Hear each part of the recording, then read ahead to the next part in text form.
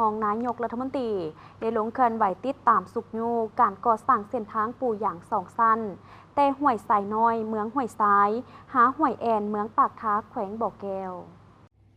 ในวันที่ 8 มีนาคม 2026 ท่านเฉลิมไซกรมสิทธิ์รองนายกรัฐมนตรีพร้อมคณะและการนำของแขวงบ่อแก้วได้ลงติดตามสุกยูการก่อสร้างเส้นทางปูยางสองสั้นแต่ห้วยสายน้อยเมืองห้วยซ้ายหาห้วยแอน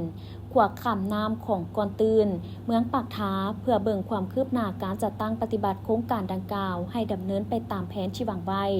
ซึ่งได้เล็งใส่การก่อสร้างในเขตห้วยสายน้อยหาเมืองปากท้า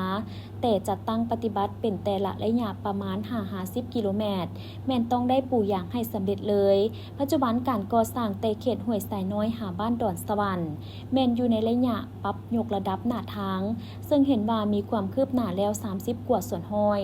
โครงการก่อสร้างเส้นทางปูอย่างสองสั้นแต่ห้วยสายน้อยหาห้วยแอน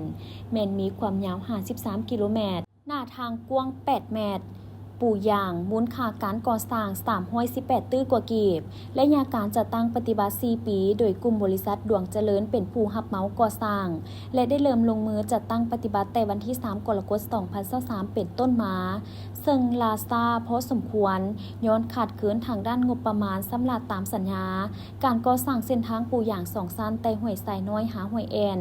ถือเป็นเส้นทางที่สำคัญทางด้านยุทธศาสตร์แหล่งฐานการผลิตที่เป็นทางแห่งด้านเศรษฐกิจและสร้างความสะดวกในการสัญจรไปมา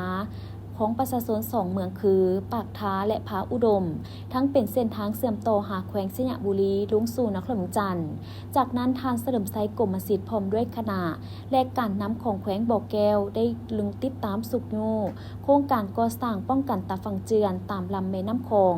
โดยเฉพาะแมนอยู่เขตตาฝั่งแม่น้ำคองหน้าแผนกการเงินแขวงซึ่งอยู่ในระยะของการถมดินยกระดับต่ำตาฟังเพื่อการเกี่ยมวังหินแข็งป้องกันตาฟังเจือนโครงการป้องกันตาฟังเจือนแม่นมีความยาว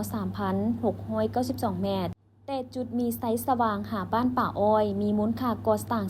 350กว่าตื้อกีบโดยแม่นบริษัทแก้วเจริญก่อสร้างซ่อมแปลงชลประทานกว่าทางและเคหสถานจำกัดผู้เดียวเป็นผู้รับเหมาได้เริ่มลงมือก่อสร้าง22พฤษภาคม2025เป็นต้นมาเห็นว่าปฏิบัติได้ 3.35 ส่วนห้อย